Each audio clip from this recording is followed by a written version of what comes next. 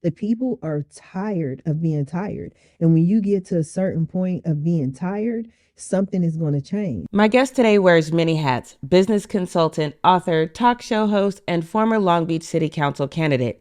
Today, Sharifah Hardie joins to discuss her background, upcoming campaign, and give tips and advice to small businesses in Long Beach so they can succeed. So you think the Democratic Party cares about Black people? Believe it or not, Rex, I think that tweet is part of the problem. Do you feel like we could have addressed this homeless issue much sooner? You have to speak a word, make it a good one. Okay, let's go. Welcome back to The Word. Once again, I'm Jackie Rae. I'm really excited about my next guest. I have a quick little story about that. So I had been at the Long Beach Post probably for about 2 days when Andrea, a colleague of mine, was like, oh, you have to interview Sharifah Hardie. And I was like, okay. But my life wasn't together then. I was still getting to know Long Beach. I got lost a couple times coming to work. So I was still figuring things out. But 2 years later, you came across my radar because you do so much in the community, your business background. You ran for city council in 2020. And so I was like, oh, I have to interview you. And then as I'm searching your name, an email that Andrea had plugged us on came up. Oh, wow. So, Yes. From like 2 years ago. Yes, I remember that. Yes. It was Andrea is amazing. She is. helps me with my clients as far as the sponsors and getting ads out for them and getting the news out for my clients. Mhm. And so she mentioned that the Long Beach Post is going to be starting a podcast. And she said, I'll try to put in a word for you. I can't make you any promises. And I was like, you know what? Everything you do, I'm just grateful that you're willing to put in a word for me. And she did. And 2 years later, 2 years we're later, here. we're here. Yeah, That's so- another example of never Mhm. giving up. Like things happen, Absolutely. dreams do come true. This is a dream for me to be at the Long Beach Post. Aw. Do you know the last time I was here? No. When we had the city council forum for Oh, Long yes. Beach Post, Mhm. and I was just here. I was like, oh, like this brings back memories. That's awesome. Yes, good memories. You got good. That's great. You've got such a diverse background. So let's start with your business because you've got over 25 years of business expertise. You just talked about helping your clients. Let's talk about how you got started in business first and how that grew to you helping people grow their businesses as well. Well, I like to say this is my little funny story. Okay. You know, some people tell their hard luck stories about, I was a teenage mom, I struggled this and this. But being a teenage mom, not that I'm telling everybody to go and do it, but it's what inspired me and what motivated me. I wanted to show my kids that it is possible. Plus, I wanted to be a stay-at-home mom. So I had my daughter in 1994, and I knew then in the 90s, the internet is the only way for me to make an income and to be in the house with my family. So almost for 30 years, that's what I've been trying to do. So I built my first website back in the 90s. And when I started building my website, there were other people who said, oh, I want a website. So I built their website, like my dad's website, jordansrooter.com. Jordan's Rooter is the oldest business in our family that's still around. We've been in business since 1985. I'm also the CEO of Jordan's Rooter and Plumbing. So I built that website back then. Then when I started marketing my website, people were like, "Oh, I want you to market my website." And so I started marketing websites. So I have websites and marketing. So I'm starting this little business, and people started asking questions, and they would ask about SEO and SEM and different things like that. And I'm like, wait a minute. You know what I mean? I have the kids, I have the business. It's only 24 hours in the day. I don't have the time to sit here and ask and answer all these questions. And so I started my very first podcast in 2009. And it was Ask Sharifah Radio back when Blog Talk Radio was free. And I would answer a lot of questions, primarily SEO, because people even now don't understand search engine optimization, what it takes to get to the top of the search engines and that sort of thing. And so I would just answer a lot of the questions. And then I began to see that a lot of my guests have their own products and services. So I wanted to speak to them. So I would bring them on my show. I would interview them. I would talk to them about their product, their service. But it really evolved because I wasn't just interested in the product. You know, just like if you take a look at a bottle of water, there are tons of different companies that, bottle water. why would someone start another bottled water company? You know, there are tons of automobile companies. Why is there someone who wants to start their own car company? And I began to find out the stories behind the products and the services. And that's primarily what I've been doing on my podcast in one way or another since the 90s, or at least 2009 in podcasting.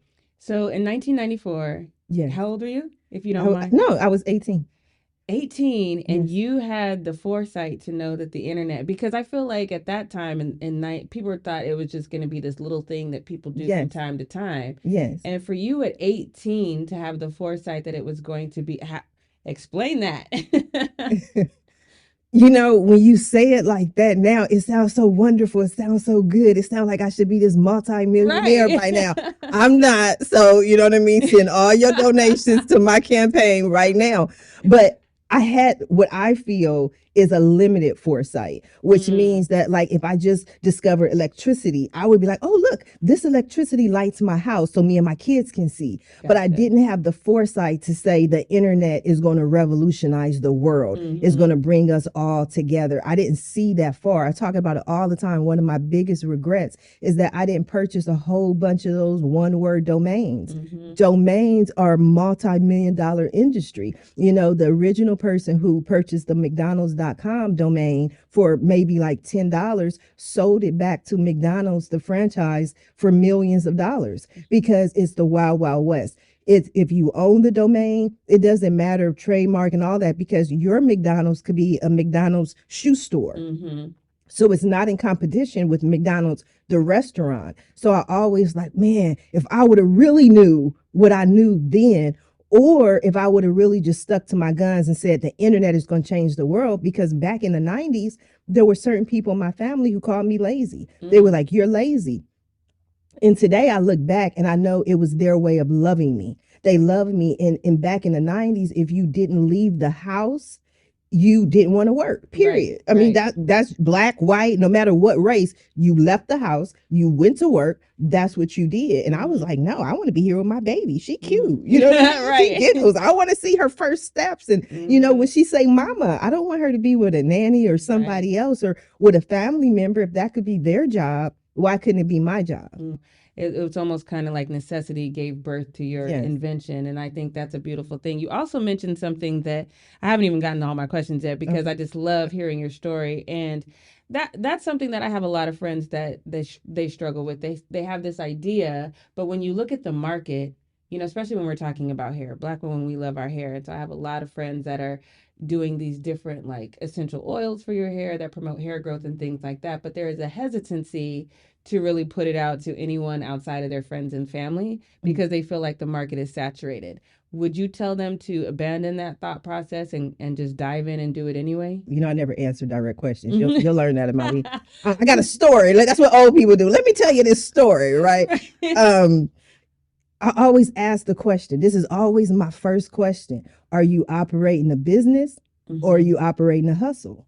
No, those are two different things. Now, there's no judgment either way, but you have to make a decision on what you want to operate. Meaning, to answer your direct question, if it's fun for them to do, and they, you know, some people just like to have fun. That's one of the things I've learned in 30 years. Because when I first started doing websites and helping people start their business, they'd be like, Sharifah, I'm ready to go. I'm starting right now. I got to quit my day job. I got to do this. And we going. And 30 years later, I still know those people. I still love those people, but those people are still at their day job.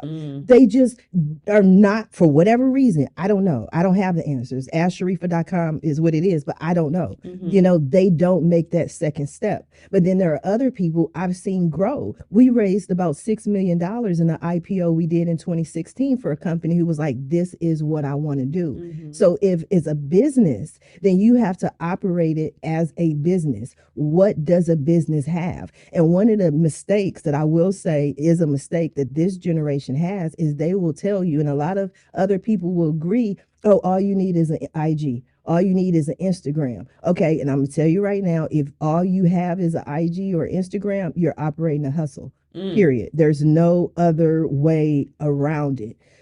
Businesses set themselves up for clients. for customers. That's what they're in business for. Your customers aren't going to take you serious if they have to go to your Instagram to DM you to get your product. Right. No, we don't go to Walmart and be like, let me send them a DM, see if they can send me some shoes. Right. That's not the way business works, and so I always want our entrepreneurs to keep that in mind. Do you have a LLC? Do you have have you incorporated your company? I mean, at the very least, get a DBA. If a DBA means that you can go to any bank account, Bank of America, or any bank, Wells, whoever, and open up a bank account so that you can actually accept money in your business name. Have you filed taxes for your business? Does the IRS know you exist? Do you have an EIN number? And when I say these things to people, they go, oh, but I wanted to do all those things, but I didn't have the money. Okay, well, if you go to irs.gov and you search for EIN, you can get an EIN number free, absolutely free. There's absolutely no cost. But if people want to do something, they will. They will make it happen. If not, they'll make excuses. Now, to answer the more specific, direct question as far as something being oversaturated, that's only if you believe or think that you have have competition. I always tell people, they go, oh, well, you got to do your marketing plan or whatever. Who's your competition? I don't have a competition. I don't have any competition. Why? Because I am Sharifah Hardie. There's nobody else in this world who is Sharifah Hardie. Now, maybe some foreign country, they may have a Sharifah Hardie, the same name or whatever, but they're never going to do me like I do me. People don't buy products. People don't buy into a service. Investors don't invest in companies. They invest in people. So if you want to grow whatever type of business it is, essential oils or whatever, if it's your friend, you know what? I'll buy it. You know why? Because it's your friend. Now, I don't even know what kind of essential oils it is, but I want to support each other in whatever business we want to do. You started a website as well, right? So people can start raising money. Yes. What happened with that website? The people happened to it. I don't even know if I'm supposed to say that. Okay, let me get to the facts. During COVID, during this global pandemic, Black business owners receive the least amount of government funding. Right. And we can always sit here and say, oh, it's because of the man. The man did this, the man did that. But many of these businesses hadn't positioned themselves for the government funding. Again, they didn't have their business in order. And so I saw this YouTube video of these three sisters who literally had this brick and mortar ice cream shop in somewhere in the country, and they were going out of business. So they went to their father, fathers have that wisdom. And they said, Dad, we're going out of business. It's COVID. We don't know what to do. And so their father said to them, well, start a GoFundMe. And sometimes the dad's wisdom is like, you got choices. GoFundMe, out of business, because I don't have the money to help you. And they started this GoFundMe and they raised $30,000. Nice. Yes. So I said, what if I created a Black type GoFundMe type website where Black business owners can create their own campaigns, just like on GoFundMe, and they can go out and they can raise money for their businesses. And so I created the whole website and everything like that. And I'm telling people, go create your campaign, create your campaign. I'm putting out there telling everybody, I was the president of the Black Chamber of Commerce for Long Beach. I'm like, create your campaign. Out of every dollar, I was taking I think the 3% credit card processing fee and then 3% for your girl, you know what I mean? But I'm creating this platform for you to raise money. And I had about four people who created campaigns. And out of the four people who created campaigns, they were like, Sharifah, when are we going to get all the money? And I'm like, okay, that's not how this GoFundMe type platform. You have to raise a certain amount before you get your money, right? But you have to raise the money. You know what I mean? I didn't say I was going to go out, you know what I mean? I just wanted to create a platform. I wasn't able to raise a lot of money. I'll say that on the record. And then the website just stopped accepting payments, and it had to be. And I was like, you know what? My Black business, I can't even afford a website developer to develop and maintain this website. And sometimes I feel that sometimes it takes a lot, to get people to understand really what you wanted to do. And I just really wanted to create a platform for those businesses. So you think if you'd had more people that took advantage of it, then it would have succeeded? I wouldn't say more people who took advantage of it. I would say more people as on the team as far as the company, Mm. because that's the lesson that I've learned in all these businesses. Because you're sitting here as someone who just met me, I don't know you, you don't know me, and you're probably like, oh, this lady makes perfect sense.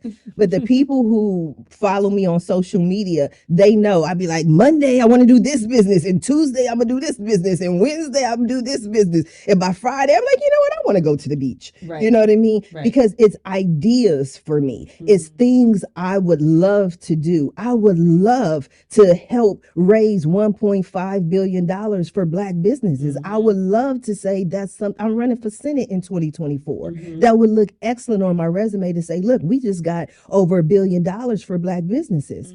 But it's something that maybe we'll be able to do in the future. I didn't have the team in place. I didn't have a web dev team in place. And then a lot of times I always tell people I come up with all of my marketing genius ideas at about 3 a.m. I wake up and I'm like, oh, that's good. And then by 7 a.m., I need somebody to, bounce it off of so they can be like, well, Sharifah, it's a great idea, but we should do it this way. So any business, when you don't have a team, is very difficult. And that's why most small businesses suffer, is because it's just them. But a lot of times as small businesses and what they call solopreneurs, we don't think about how we're going to expand, how we're going to get to 500 employees. We just like, okay, well, it's just me, so I can't do this, I can't do that. And so those are the things that I help small business owners with. There are ways for you to grow. There are ways for you to get a team. I just try to figure out which things that I'm doing are most worth my time and energy. You have to have a team that's on the same page as you, that has the same vision as you. But I think most importantly to me is you have to have team members who are not afraid to say no. So I'm a big personality. You have to have people who can handle your passion and handle your energy, and who can look you in your face and go, you know what? I don't think that's going to work. Don't just say no, but say, okay, well, if that doesn't work, what do we need to do to make it work? You know what I mean? And that's one of the reasons I've been able to do a lot of the things that I've done. I have a great team now. I'm working on the web development team. My brother, who lives in Australia, he's actually coming soon. He's changing jobs, so he's going to be back in California. He doesn't know it yet. I planned that into his life. But no, I told him, come back to Cali. You know what I mean? Because I got work for him to do. You're going to be my web dev. Let's develop all these different websites, because each website is a different business. And people don't understand. People who are really rich, really wealthy, really successful, they have multiple streams of income. Absolutely. And there are 24 hours in a day. So you build these different businesses, you figure out what works, and then you go, oh, okay, well, I've learned that from this business. I can use that over here with this business, and this business will grow. Through this podcast, I've worked with a lot of, especially small Black businesses that are struggling. Yes. Should the Long Beach Black Chamber of Commerce be one of their first stops to try to help cultivate them, get the ideas, network, things of that nature? Yes, the Southern California Black Chamber. Yes, but we gonna go with the Long Beach chapter, because I feel like a lot of times, because when I looked at the Southern California one, it was so broad, and then I saw that there's a Long Beach version of it, chapter of it. Yes. So I felt like that would be the one that people should go to. But the businesses that I've talked to, none of them even mention or seem to really know about the Long Beach Black Chamber of chapter. Right. It's because we need more awareness. Gotcha. And that's what small businesses, and I say especially Black businesses, but what we forget is you have to network. You have to come together. But they don't know about the Southern California Black Chamber of Commerce. And the reason is we just launched, I became president in January of 2021, and I was president for 2 years. And every time I met someone, they said, we didn't even know there was a chamber. We didn't even know there was a chapter. We didn't know. And I'm trying my best. I really wanted to be a part of the Juneteenth event at Rainbow Lagoon Park this year. I wanted to be there, us to have a presence. But the thing is, again, it's like people don't understand, and I don't want to be one of those people. That's my biggest fear, is sounding like those people go, but we're Black, so we don't have money. But we're Black, but we don't have money. But at the end of the day, I don't have the money. The chamber doesn't have the money to spend thousands of dollars on radio advertising. I can't even afford the Long Beach Post. I would love to be able to say, hey, Long Beach Post, can we really do something about the Southern California Black Chamber of Commerce? Can we let people know what's going on? If people were aware, they would come to all of the chapter members. There are chapters from the desert to the sea. If they're in Hollywood, if they're in Palm Springs, wherever. But the key that I always tell people is this. Yeah, resources, whatever you want to name. That's great. Networking, networking, networking. Your net worth is in your network. So if you're thinking and you're believing that I could just sit on social media and, post and the people gonna come, or if I could just, stay at home and work my little at home business and the people gonna, they not. Right. They not. You have to go out and talk to people. You have to meet people. So if you go out and you meet people, we can be that the way it used to be, where this is our gardener. So whenever somebody needs their gardens mowed, or however you do with the gardens, because I don't do all that, but this is our gardener. You know what I mean? Or if, just like Jordan's Rooter, jordansrooter.com, if you need a plumber, call Jordan's Rooter. Those are the things I want people to do. If you need a tax person, who is our tax person? Who is, when we want to do our advertising? Oh, everybody goes through the Long Beach Post. That's what I want to be able to tell them. When my phone rings all day, every night, and they say, Sharifah, how do I spread the word? It has to be the Long Beach Post. Yeah. Those are the things that I want people to understand. To be more of a community. Yes, absolutely. You ran for city council in 2020. Yes. What made you decide to run? Oh, you about to make me cry. It's a funny story. I like to tell it. I probably shouldn't tell it because I'm going to get in trouble, but I'm going to tell it because today I feel, I feel a little confessional. I'd love it. But we did the IPO in 2016. I worked for that company. I actually started as a consultant in 2013, and they made me an employee in 2016. Okay. And then they laid me off in 2018. So I gave them $6 million, or helped them raise $6 million. Let me be clear. I don't need to be sued by anybody, but I helped them raise $6 million, and I received a $600 bonus just for, and I was like, okay, wait a minute. We started this company at my mother's kitchen table, writing the business plan, turning the business plan into the SEC filing, and you get $6 million and I get 600. Right. That math ain't mathin'. But I was like,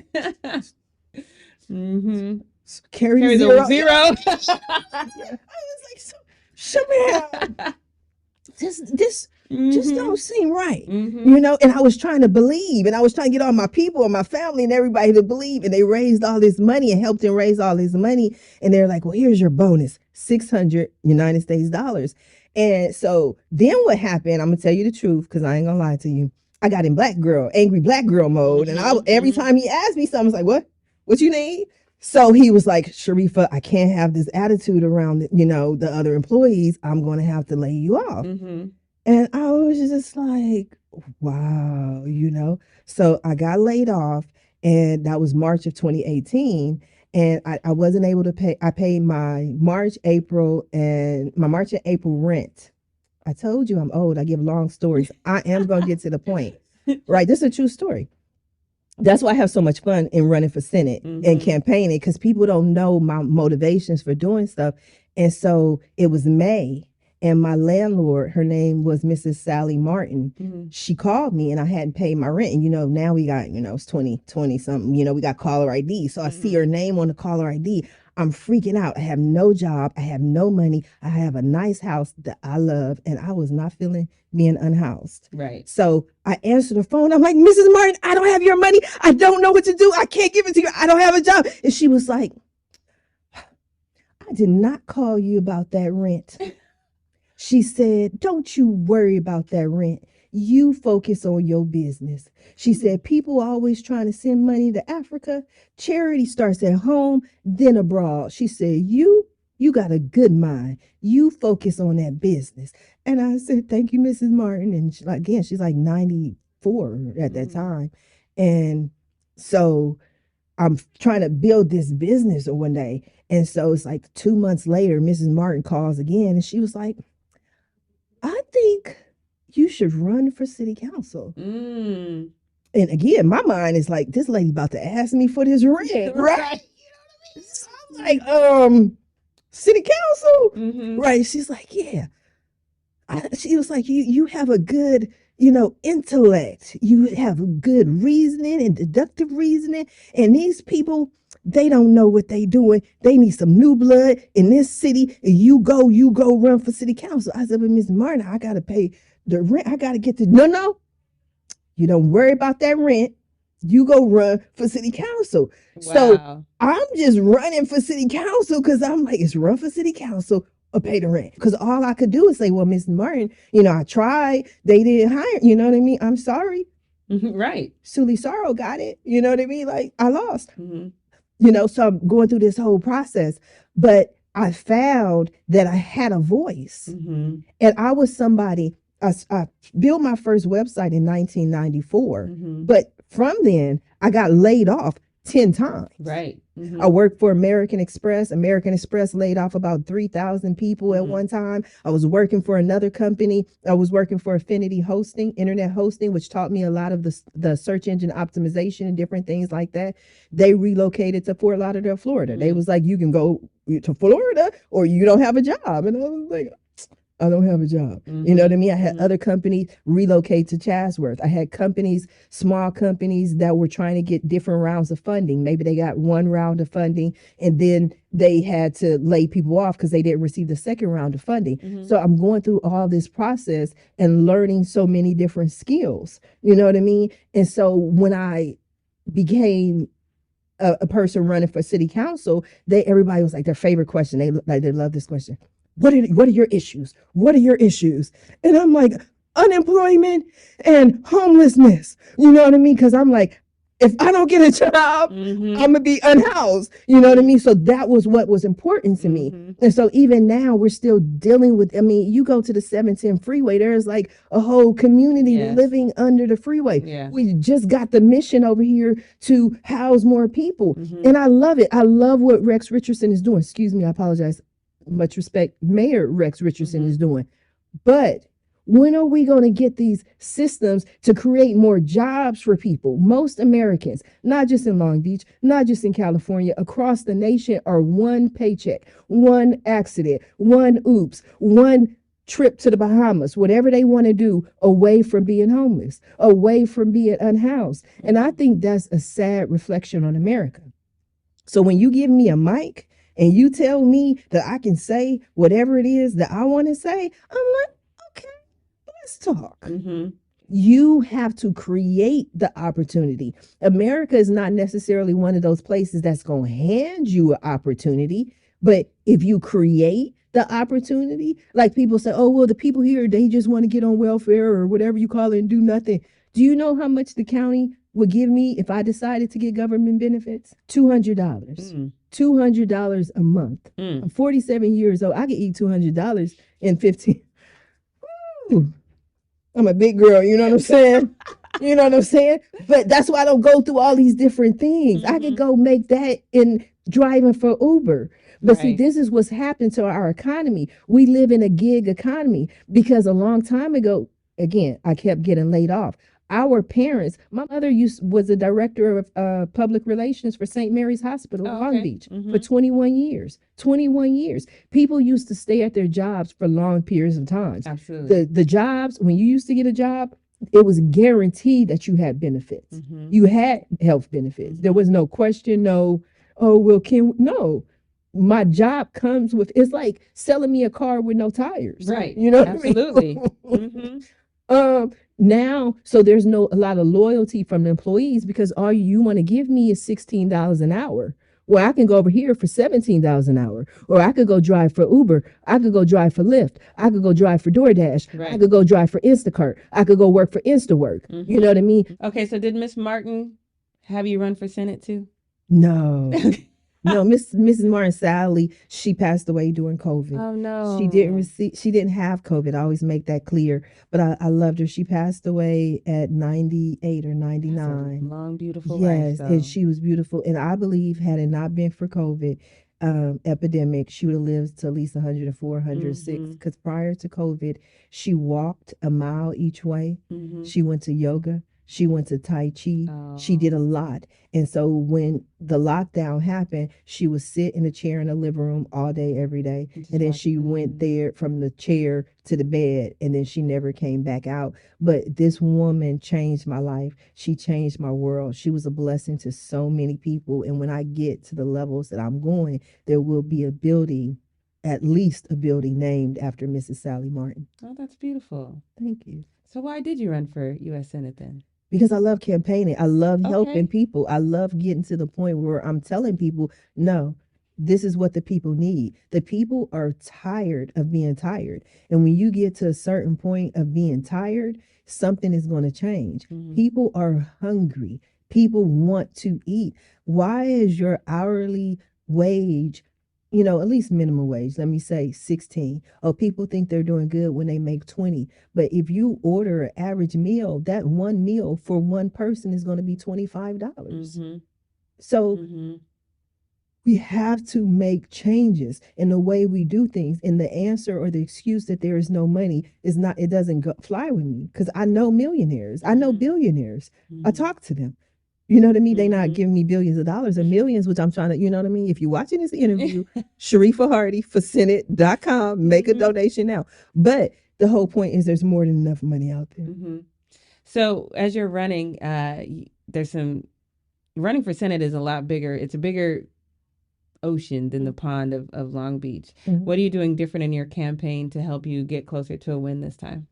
When I was running before, I had absolutely no idea what I was Okay. doing. None. Mm-hmm. Like none. Mm-hmm. I was here at the Long Beach Post Forum. I was late. The whole show stopped for me. I was all over the place trying to figure it out. And they was like, Lord, I mean, people were like, D. Andrews was like, oh my God, what are you doing, Sharif? I was like, I don't know. You know what I mean? I'm honest. I love D. He's incredible. All of them are. Mm-hmm. Suli, I'm still friends with a lot of them, everybody who ran for city council. But I've been through the process. One of my friends, Councilman Al Austin, is amazing. He's a friend, and I call him a friend because after the election, he pulled me to the side. He was like, Sharifah, you have to know the issues. And I received that. I received that into my spirit because I didn't even know there were the issues. Mm-hmm. You know what I mean? I just this my issue. Right.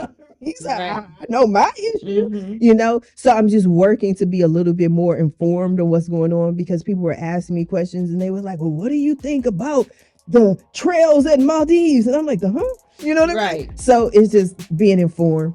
Mm-hmm. So what's the difference between having a business and having a hustle? A hustle is just like, if that's a piece of paper on your table and I'm like, okay, that's my paper, Jackie Rae, I'll give you that paper for $5. Mainly because it's my paper and you want the paper, you like, okay, I'll give you $5. But that's not my business. It's just something I can hustle if, Gotcha. you know what I mean, whatever. A business is, I'm in the paper business. I create paper. That's what I do. If you think of paper, think of Sharifah Hardie. Gotcha. That's the main difference for me. This is such a great interview. You have such a big personality, and I think no matter what you do, you'll be impactful. But for the businesses out there that definitely need some assistance, how can they get in touch with you? AskSharifah.com is my website, or they can always give me a call. This has been great. I hope everyone had a bunch of nuggets. There's things that I've learned from this conversation that's kind of made me rethink some things as well. So I hope this is helpful for you too. Hopefully you reach out to AskSharifah.com. Yes. If you have any questions. You can also reach her directly at 562-822-0965. Partnerships are, I think, the overlying theme of today's podcast. This is great. Make sure you use this information, spread the word, and remember, if you have to speak a word, make it a good one. We'll see you next time. Okay,